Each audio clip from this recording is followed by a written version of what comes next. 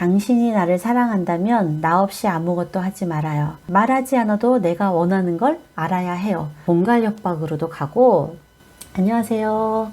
오늘 가족 힐링 세 번째 시간 부부라는 주제로 시작하겠습니다. 여러분은 왜 결혼하셨나요? 왜 지금의 배우자를 선택하셨습니까? 이유에 어떻든지 간에 인생에 새로운 의미를 더할 기회라고 생각하셨을 거고, 사랑이 우리에게 가져다 줄 더 좋아질 거라는 그런 기대를 가지고 결혼을 하셨을 거예요. 이렇듯 사랑에 대한 경험과 기대치에도 자존감이 작용을 합니다. 자존감이 높을수록 사랑의 구체적인 증거를 확인하려는 성향이 낮고, 자존감이 낮을수록 사랑의 확인, 구체적인 증거에 의존하게 되고 사랑의 역할에 대한 잘못된 인식을 가질 수 있다고 합니다. 저는 이 파트에서 이 부부 결혼 생활에도 내면의 미해결된 감정이 또 나오는구나, 이런 것들을 느꼈어요. 온전한 사랑을 받아보지 못한 내면아이가 만들어 놓은 환상과 기대치, 또 이것을 결혼 생활에서 배우자를 통해서 시도하려는 그것들을 엿볼 수 있었는데요. 그래서 정말 끝없이 원가족 나의 살아온 배경을 파는가 봅니다. 결혼을 하면 더 나아질 거라는 희망, 그 희망, 여러분의 희망은 무엇이었나요? 보통 내가 왕으로 대접받고 싶다, 왕비로 대접받고 싶다, 내 편이 생긴다, 내 편이 하나 생길 것이다.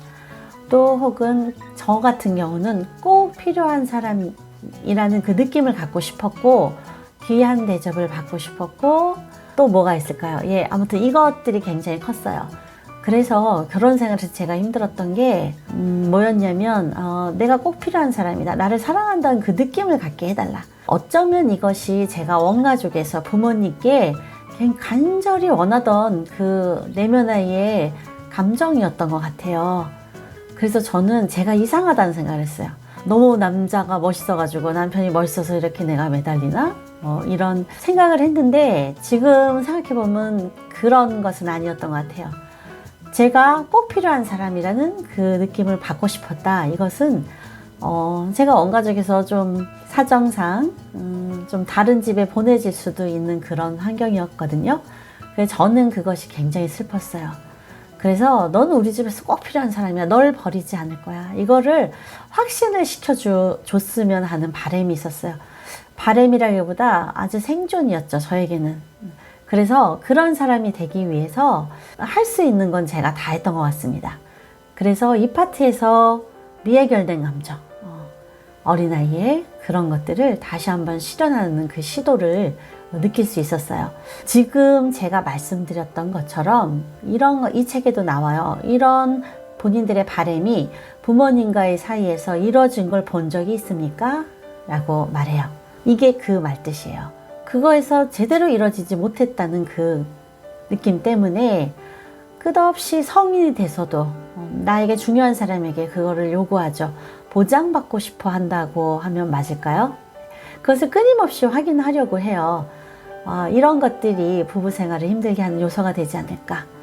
그래서 흔히 내면아이까지 포함해서 결혼 생활은 4명이 함께 한다라고 하죠. 성인, 두 남녀와 내면아이, 각자의 내면아이. 보통 그 희망이, 여러분들이 가진 희망이 마음의 목소리인데, 우리는 이 마음의 목소리를 적절히 잘 표현하지 못하고 어색해요. 그래서 소통이 어긋나고 관계가 불편해지죠. 그래서 이 책의 저자가 이렇게 말을 해요. 사람들이 머리는 강하고 마음은 약하다. 마음을 표현하는 거를 너무 힘들어하고 그 부분이 약하다는 거예요. 그래서 치유도 마음의 근육을 키우는 것이 아닐까, 이런 생각을 해봅니다.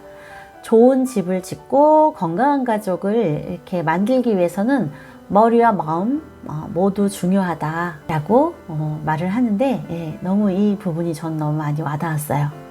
사랑의 관계에서 각자가 가지고 있는 자존감이 작용을 하고 그것이 관계한다. 이렇듯이 우리가 마음에 근육을 키우고 자존감을 회복시키는 그것에 집중해야 되지 않을까 하는 생각을 해봤습니다. 사랑은 감정이다 라고 하는데요. 그래서 법으로 정해둘 수가 없다. 그리고 누구든 이거를 보장해 줄 수 없는 부분이라고 생각을 해요. 예를 들어 내가 결혼해서 나의 이런 내 희망을 보장해달라 하고 요구할 수가 없는 거죠. 각자 그 정원을 가꾸듯이 부부관계도 뭐 햇빛이 필요한지 수분이 필요한지 늘 보면서 서로 가꾸는 것이 필요하다 라고 저자는 말합니다. 그래서 뭐 정원사라고 얘기해요. 본인의 정원을 잘 가꿔라. 우리 부부의 정원을 잘 가꿔야 된다. 자, 이렇게 사랑을 지속적으로 정성을 다하고 가꿔야 하는 것이라는 그 인식이 된다면 부부관계도 훨씬 편해지겠죠? 서로 보장해줘야 되는 관계는 아닌 거죠, 적어도. 네, 좀 와닿는 구절이 있는데 한번 읽어드릴게요. 당신이 나를 사랑한다면 나 없이 아무것도 하지 말아요. 당신이 나를 사랑한다면 내가 시킨 대로 해요. 당신이 나를 사랑한다면 내가 원하는 걸 해주세요.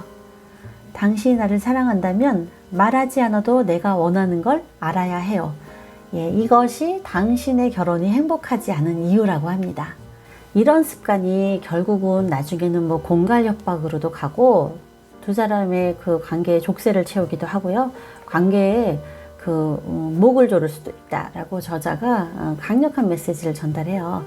그래서 우리가 추측하고 스토리 쓰는 부분들이 그 느껴질 때 그것에 대한 그 표현을 할 수 있는 그런 용기를 시도를 하셔야 될 것 같습니다. 자존감을 높이는 거, 새로운 도전을 하는 거. 도전이라는 건 어떤 그 표현일 수 있어요. 그런 부분들.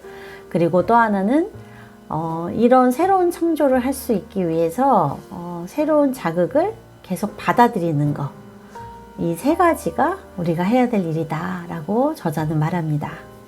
네, 가족 네트워크 부분 볼게요. 옛날 속담에 두 사람이면 좋은 친구가 될 수 있지만 셋이면 사이가 갈라질 수 있다라는 말이 있듯이 가족 안에 무슨 삼각관계가 존재해요. 그런데 거기서 한 사람이 꼭 소외감을 느껴서 관계에서 떠나거나 혹은 둘 사이를 갈라놓고 놀려고 하거나 혹은 관찰하는 입장, 세 가지 중에 하나를 선택하게 됩니다. 그런데 그 안에서 어떤 상처와 나쁜 감정을 갖고 그게 쌓여 있게 되는데요. 이 부분을 해결할 수 있는 방법은 먼저 우리가 두 사람 셋일 때 두 사람 모두에게 똑같이 관심을 가질 수는 어렵다는 것을 인정한다. 그리고 그것을 표현해도, 그런 소외된 감정을 표현해도 안전하다, 이런 것들을 인식시켜 주는 게 좋습니다. 부모라면 자녀에게 그렇게 얘기해 주시고 혹은 부모가 모범을 보여주시는 것도 좋아요. 저는 이렇게 표현을 해요. 둘이 친하니까 내가 소외감을 느껴. 속상해. 이렇게. 그런 것이 전혀 잘못된 것이 아니다 라는 것을 서로 알려주고 모범이 돼주시면 좋습니다. 좀 외톨이가 됐다는 거, 그런 거, 그래서 화를 내는 거, 그런 행동이 나쁘지 않다. 그럴 수 있다. 왜냐면 이런 행동들이요, 그 소외당한 사람이 이것도 자존감과 연결이 돼 있어요. 내가 못나서 그렇다고 그걸 받아가기 때문에 문제가 되는 거예요. 그래서 이런 것들이 나쁘지 않다, 잘못된 것이 아니라는 것을 알려주시면 좋습니다. 지금까지 이 책 부분을 가족으로 놓고 보면 가족 간의 어떤 최신 정보를 교환하는 게 굉장히 중요하다라는 메시지, 그리고 표현하는 것을 강조하잖아요. 그래서 이것을 한마디로 할 수 있는 어떤 그 프로그램이 있는데요. 가족의 체온 읽기예요. 가족 체온 읽기. 온도기라고 생각하고요. 각 구성원들의 체온을 읽는 거예요. 뭐냐면 이렇게 한자리에 모여서 한 명씩 얘기를 나누는데 어떤 감사에 대한 부분, 요즘 내가 감사하는 부분이 뭔지, 직장 상사, 선생님, 가족 간의 구성원도 다 좋아요. 그리고 불만, 두 번째 불만에 대해서 이것은 적극적으로 해결해 주려고 하지 마시고요. 혹시 도움이 될 만한 게 있을까 하는 마음으로 들으시면 돼요. 어떤 불만, 그리고 또 최신 정보. 예를 들어 지난주에까지 내가 상사를 너무 미워했는데 이제 보니까 그 사람이 이해가 되고 너무 좋아. 그럼 바뀐 거잖아요. 그 바뀐 정보, 현재의 나의 상태를 얘기해 주는 거예요. 그리고 자녀들의 경우는 지난주보다 이번 주에 키가 2cm가 더 컸다. 이것도 최신 정보예요. 이런 정보들을 나누는 거예요. 그리고 또 본인의 꿈, 희망, 이런 것들을 얘기하는 거. 그리고 또 궁금증. 최근에 어떤 시사 문제도 좋고요. 가족 간에 궁금한 것들도 좋고, 그런 것들을 여기서 질문을 하는 거죠. 그러면 아는 가족들이 서로 답변을 해주고, 이렇게 감사, 불만, 궁금증, 최신 정보, 그리고 꿈, 미래에 대한 꿈이나 희망, 이런 것들 나누는 겁니다. 근데 이 꿈에 대해서는 제가 하나 더 나눌게요. 꿈이라는 게 그 미래에만 이루어지는 게 아니라 현재에서도 소소하게 이룰 수 있다는 게 가능해야 돼요. 그리고 보통 부모들을 놓고 보면 아이가 잘 되는 게 꿈인 부모님들 많잖아요. 그래서 아이를 통해서 이루려고 하시는 게 많은데 그렇게 하시지 말고요. 부모 자신의 소망을 이루는 것도 너무너무 중요하다라고 저자가 얘기해요. 그래서 이렇게 한번 해보세요. 네 꿈이 뭐니? 말해줄래? 나도 내 꿈을 말할게 하면서 서로의 꿈을 놔두는 거예요. 그래서 부모님들이 먼저 꿈을 이루면서 사시는 걸 그 삶을 이루시길 바래요. 사실은 꿈은 소소하게 현실에서 이룰 수 있어요. 저 같은 경우도 뭐 진짜 유능한 상담사, 뭐 유능한 강사가 되고 싶은데 지금 이렇게 유튜브를 하는 것도 그런 소망을 이루고 있는 거거든요. 이렇듯 먼 게 아니다. 그리고 가족 간의 꿈을 나누면 서로 도울 수 있는 게 있을 수 있어요. 그래서 이 가족 체온 읽기 이거 한번 실현해 보시기 바랍니다. 완벽한 건 없다. 우리가 점점 좋은 쪽으로 가고 있다. 이렇게 마음을 여유롭게 가지시면서 이 가족 힐링 독터 중에 여러분들께 도움이 되셨으면 좋겠고요. 한번 실천해 볼 수 있는 거 도전해 보시기 바랍니다. 네, 여러분들 다음에 또 뵐게요.